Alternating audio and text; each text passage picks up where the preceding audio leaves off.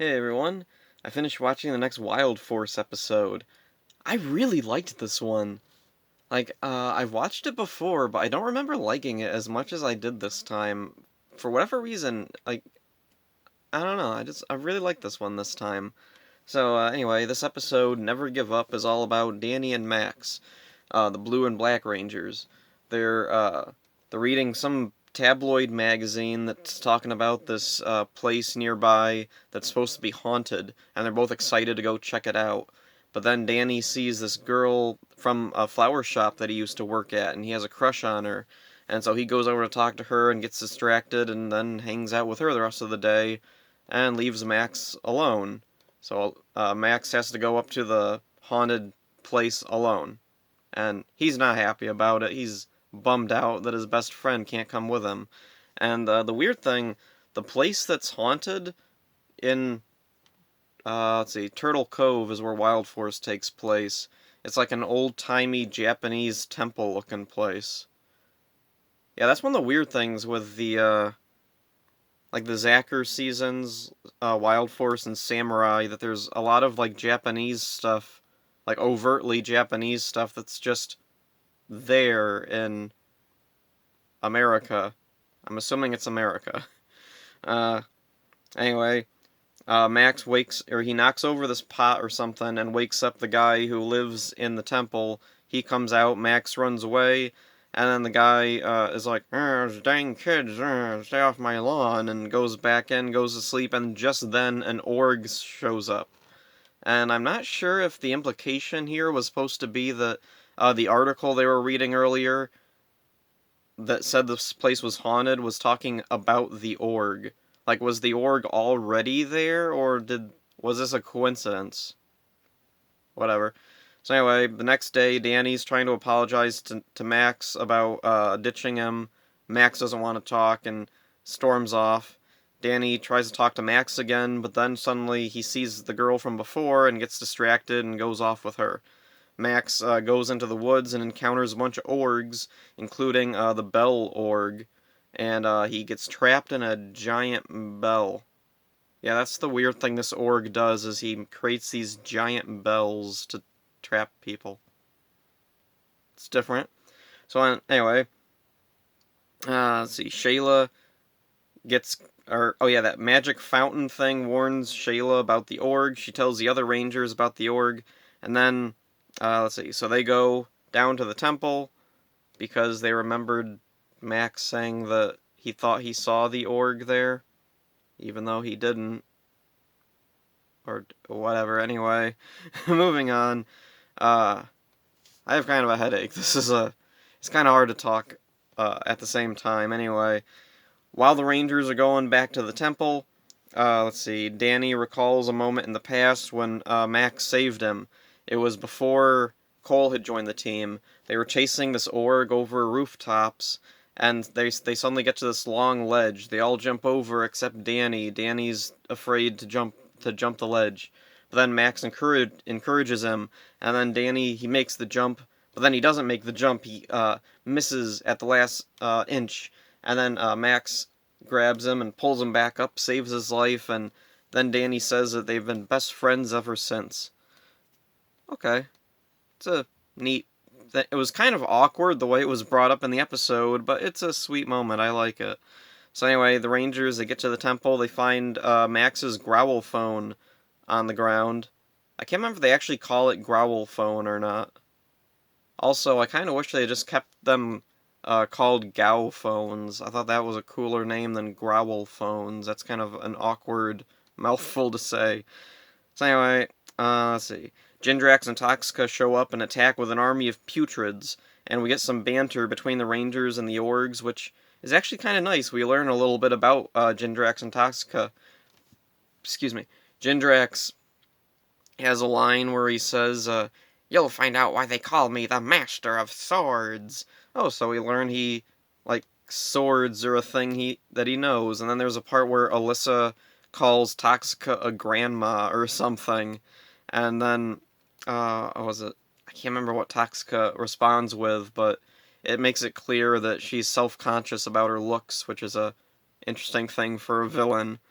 So then See, Danny's fighting with the Bell Org on one-on-one, and during the fight, the Bell Org points up to a hilltop where Max is still trapped under the giant bell. Danny and Max call to each other, "Never give up!" And then Danny runs up the hill, and he's able to smash the bell in half.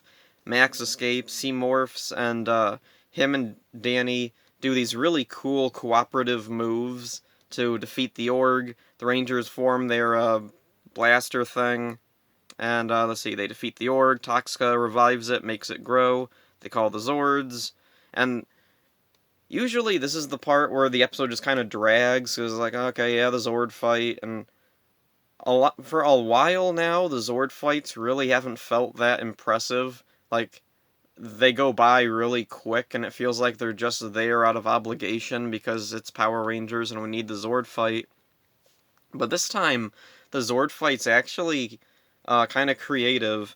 The Bell Org creates a gigantic bell to try and trap the Megazord in, but then Danny makes the Megazord do a backflip and then kick the bell over Bell Org, trapping him in his own thing, and then the Rangers are able to defeat the Org for good.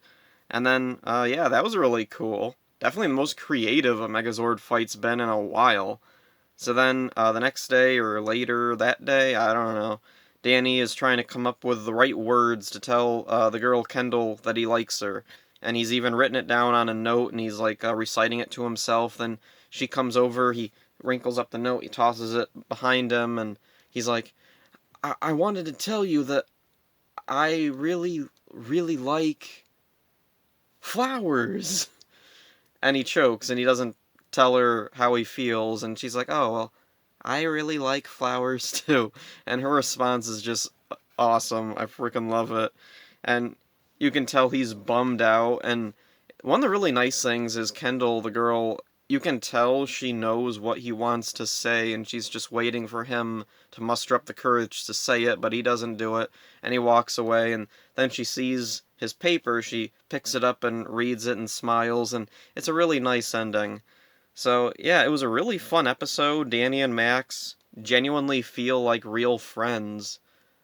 Like, I'm trying to think of, in a past season, like, a couple of Rangers who had this kind of friendship with each other that really came across like this well. Like, they really felt like they were friends and they're just having fun, and it all felt very natural. As well as Danny's crush on Kendall, that also works very well. I'm not a big fan of like characters having crushes in shows, especially when it's like this, and Danny just can't bring himself to tell her how he feels. I don't like things being dragged out like that, but it's done very well and charmingly here, and he feels really natural when he does it. Um, oh, and the other interesting thing is the fact that this is a like dual focus episode. Both Max and Danny get a focus in this episode, and that is really cool. That's something that we really don't get often in Power Rangers. A focus on two Rangers at the same time, especially this early in the series. And that's also a thing that helps build up their friendship, is the fact that their episode is shared together. Let's see. The other thing, I really like the Bell Org. The Bell Org's a funny monster. He has this big hammer that he whacks himself in the face with to, like, ring himself. It's a funny, weird quirk to him. And there's an interesting thing I learned about on Ranger Wiki. This episode is the last episode where Jindrax is voiced by Richard Cancino. From here, for the next episode onward until the end, he would be voiced by Danny Wayne Stalcup, who was the guy who played human Jindrax in the first episode. That's really interesting that Richard Cancino left so early. I don't know why. And there's no information on Ranger Wiki or anywhere about it. And I looked up Richard Cancino. He's been a regular voice actor for Power Rangers for years, like all the way back to Mighty Morphin. He was the voice of Kegler in Lost Galaxy. That was a big role. I know there are other big characters he did. Anyway, I was wondering, uh, why did he leave so early? And then I remembered there was quite a few like behind the scenes cast changes in Wild Force, and I'm wondering how much of it had to do with Disney's acquisition of the franchise. Let's see, because it was while Wild Force was in production, the Disney bought Fox Family, and Fox Family included Power Rangers at the time. So Disney acquired Power Rangers through buying Fox Family, and when they got Power Rangers, I don't know if it was Disney specifically or other, it was just a coincidence that there were things happening behind the scenes, but there were a lot of recasts and changes made to the show. Let's see, Princess Shayla was originally a different actress. Danny was originally a completely different actor. Uh, I think there was another couple of actors that got swapped around. The theme song was changed, although I don't know, maybe that was just something that was going to change anyway. There's no cold open anymore, which is really weird, and that definitely seems like something more like in tune with what Disney was doing at the time with their shows more than something Power Rangers would choose to do on its own, get rid of the cold open. So anyway, just thought that was all really interesting, and that's it for this one. Hope you enjoyed it. See ya.